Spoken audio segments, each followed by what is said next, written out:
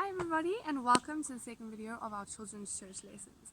Last week, Kate and Cassandra spoke about how we can care for people even though none of us are at school and a lot of our parents aren't at work.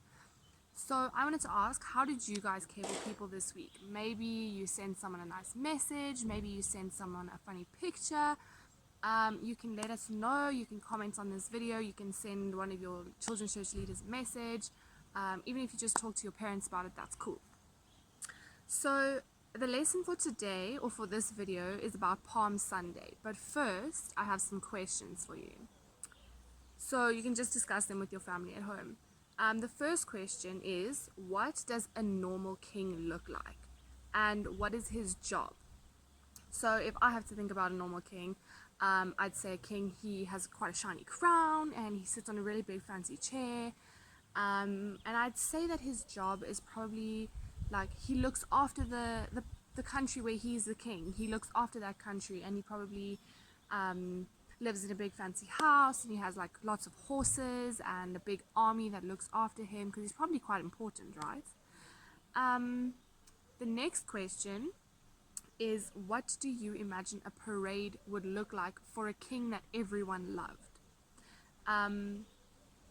I think a parade would look like there would be lots and lots of people. There would probably be lots of music, lots of food, lots of singing, like shouting, jumping, dancing. Yeah, I think people would just like really like go crazy, you know? So now we're just going to read a Bible story, and I want you to make sure you're listening nicely.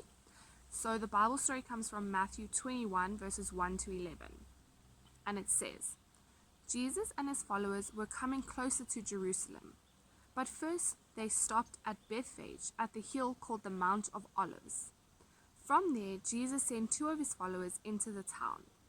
He said to them, "Go to the town you can see there.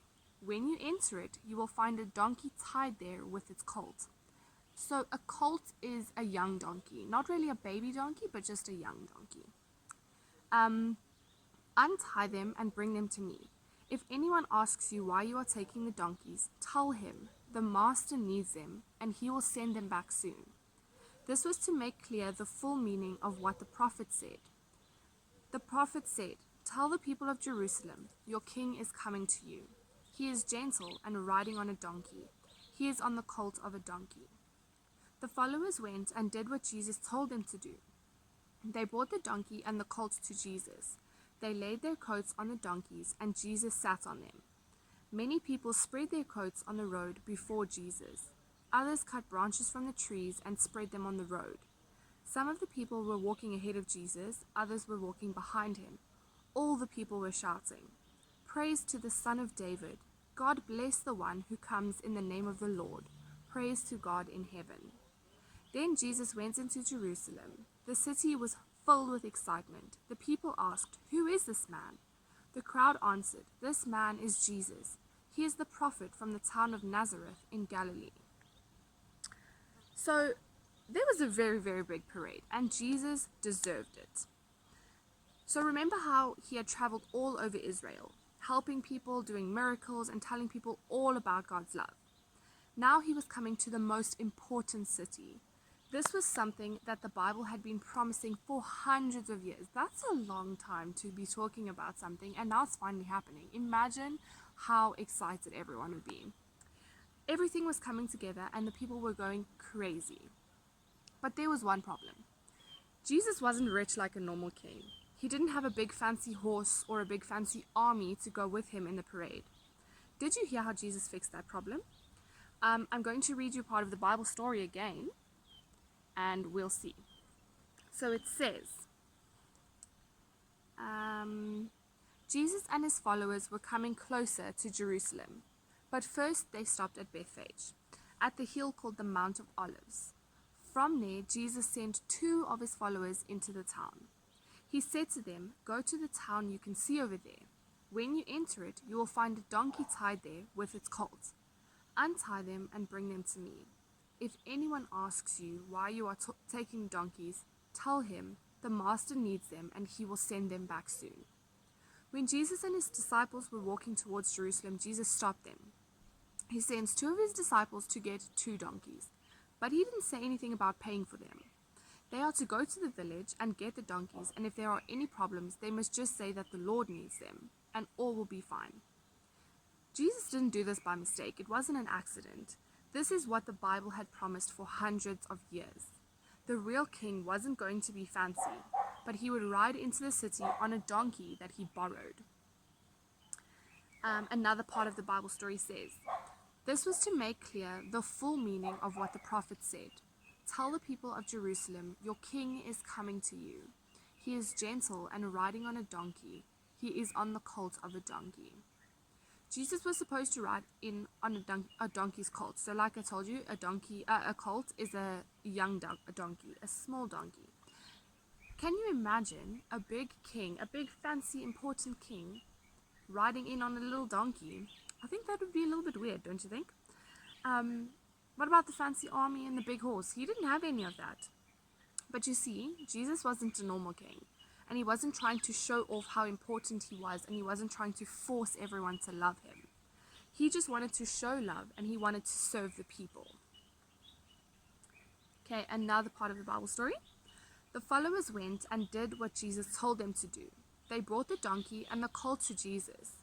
They laid their coats on the donkeys, and Jesus sat on them. Many people spread their coats on the road before Jesus. Others cut branches from the trees and spread them on the road. Some of the people were walking ahead of Jesus. Others were walking behind him. All the people were shouting, "Praise to the Son of David. God bless the one who comes in the name of the Lord. Praise to God in heaven." So the disciples, who are also Jesus' followers, an easier word for disciples would be followers. So they did what they were told to do. They went and they got the donkeys. A big crowd was already showing up and covering the street with their coats and their branches that they had just taken off the trees next to the roads. So this story is from a very, very long time ago. And you know the roads we have now are tar roads. But back then, they didn't have tar roads. They just had like dirt roads. So it was just like covered in sand. So the people were showing their respect to Jesus by putting their coats on the floor and putting the leaves down on the floor so that Jesus wouldn't get dirty when he was walking along the road with on the donkey. The last part of the Bible story says, then Jesus went into Jerusalem. The city was filled with excitement. The people asked, "Who is this man?" The crowd answered, "This man is Jesus. He is the prophet from the town of Nazareth in Galilee." Jesus made a big entrance, and people were trying to figure out who he was. Again, this story was from a long time ago, so they didn't have TVs then. So all these people had heard about Jesus, but they hadn't seen who he was. They didn't know what he looked like, and they didn't know who he was. So when the people asked who he was, they didn't say that he was the Son of God. They just said that he was a prophet. Now, the Bible says that Jesus will come again, but not on a donkey in a parade, but he will rather come in clouds in full glory. So an activity that I want you guys to do at home, I want you to draw a picture of what you think Jesus will look like when he comes back or when he comes again. And I want you to either send us a picture of your drawing, send us a photo from your parents' phone, or you can just keep it until when we go back to Children's Church and you can bring it and you can show us what you made. Stick it up in your bedroom so that you remember that Jesus will be coming back and this is what he will look like when he comes back. When Jesus comes back, he will be the king. And we need to decide if we want to follow Jesus and if we want to be his forever friend. So just to recap of the story that we just told, Jesus wasn't like the other kings. He wasn't trying to show off how important he was, and he wasn't trying to force people to do things.